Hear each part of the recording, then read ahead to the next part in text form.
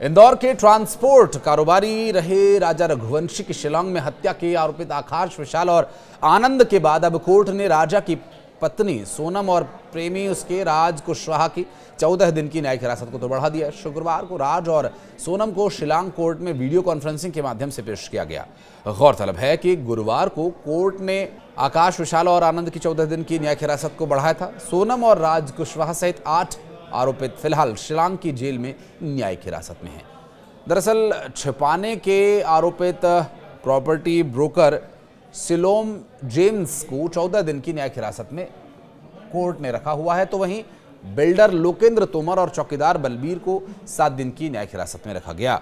कुछ महिलाएं बुधवार को दशाश्वमेध घाट पर भी पहुंची उत्तर प्रदेश के काशी में, जहां पुरोहित से मिलकर के उन्होंने इस पूरे मामले में जो आरोपी है सोनम, उसका पिंडदान करा दिया। जी हाँ, सोनम रघुवंशी का पूरे विधि विधान से इन महिलाओं ने पिंडदान करा दिया।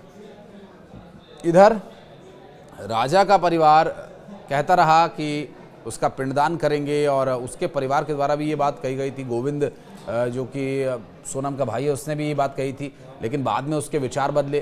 कैसे बदले वो भी आपको बताएंगे। दरअसल पिंडदान कर गंगा में न बहाकर उसके पोस्टर के साथ आग के हवाले कर दिया गया। महिलाओं का ये कहना था कि सोनम को समाज से बहिष्कृत किया जा रहा है।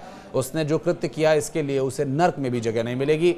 और ऐसे में महिलाओं ने उसके पति राजा रघुवंशी के लिए भी पिंडदान कर उसकी आत्मा की शांति के लिए ईश्वर से प्रार्थना की। और महिला व्यापार मंडल अध्यक्ष सुनीता सोनी ने कहा कि सोनम के इस कृत्य से प्रत्येक महिला को संदेह की दृष्टि से अब देखा जा रहा है। सोनम महिला के नाम पर धब्बा है। हम ऐसी महिला का बहिष्कार करते हैं जिसने पूरी महिला जाति को कलंकित किया।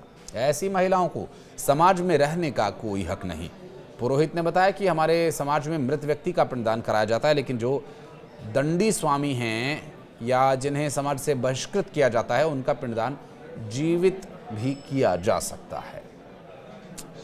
पिंडदान एक बहुत ही पवित्र और बहुत ही महत्वपूर्ण विधि है दिवंगत आत्माओं के लिए, लेकिन अपने प्रदर्शन के लिए इसको इस्तेमाल करना और इसे आक्रोश प्रकट करने के लिए इस्तेमाल करना। देखिए, कई बार होता है ऐसा कि विरोध में लोग शव यात्रा निकालते हैं, कभी प्रशासन की, कभी किसी से विरोध की तौर पर शव यात्रा निकाली जाती है। देखिए, शव यात्रा अपने आप में एक बहुत बड़ी और महत्वपूर्ण विधि होती है। ये शव यात्रा के बाद अंतिम संस्कार होता है। ये सभी जो संस्कार हैं ये सनातन धर्म के महत्वपूर्ण हिस्से हैं। इसे किसी विरोध प्रदर्शन के लिए इस्तेमाल करना मैं निजी तौर पर ठीक नहीं समझता, लेकिन आप अपने विवेक से तय करें कि ये क्या ठीक होगा।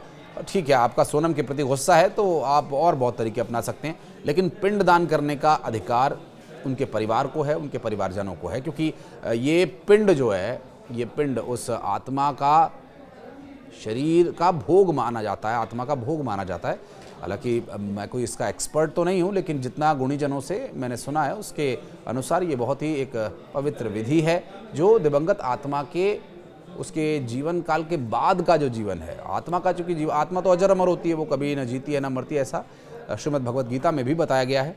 और उसका एक भोग स्वरूप ये उन परिवार के लोगों के द्वारा दिया जाता है, जिससे कि परिवार में शांति बनी रहे।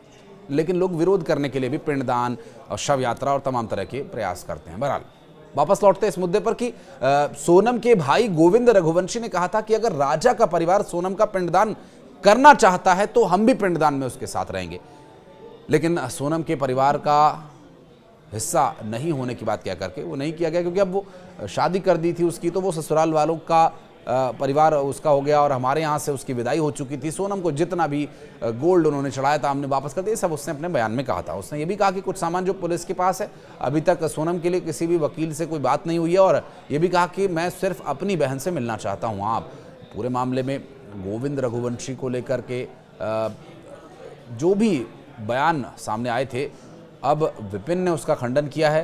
विपिन का कहना है कि उसका मन बदल रहा है, अब वो अपनी क्रिमिनल बहन को मिलना चाहता है और उसके प्रति उसका व्यवहार बदलने लगा है।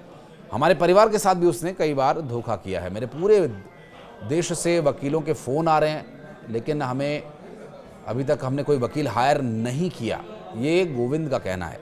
जबकि गोविंद का दिल अब पिघल रहा है, ऐसा कहना है विपिन का, क्योंकि वो अपनी बहन के बचाव में भी कई बातें कह चुका है। मीडिया में उसने कुछ बदले हुए सुर में भी बातें कही हैं और उसका ये भी कहना है कि मैं उससे मिलना चाहता हूँ, कुछ सवाल करना चाहता हूँ। क्योंकि राजा रघुवंशी हत्याकांड मामले में पत्नी सोनम रघुवंशी के भाई गोविंद ने साफ तौर पर सोनम से सिर्फ एक बार मिलने की इच्छा जताई है, जिसमें पिछले दिनों जिस तरह से उस पर आरोप लगे कि शादी के समय राजा रघुवंश सहित उसके परिजनों ने सोनम को तकरीबन 15 लाख रुपए के जेवर उपहार के रूप में दिए थे। इस पर गोविंद ने जेवर लौटाने की बात कही।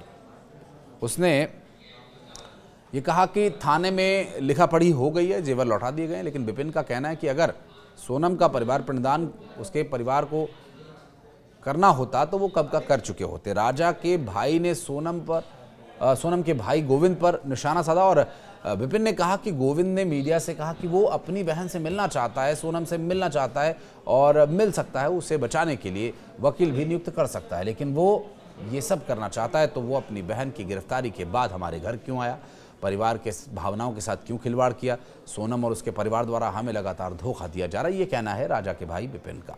बहरहाल इस पूरे मामले में अब न्यायिक हिरासत में सभी रहेंगे 14 दिन तक। इन्वेस्टिगेशन जारी है शिलांग में और इस पूरे मामले को लेकर जो अपडेट्स होंगे उसके लिए फिर एक और वीडियो लेकर आऊँगा मैं आपके लिए। बहुत शुक्रिया, बहुत धन्यवाद।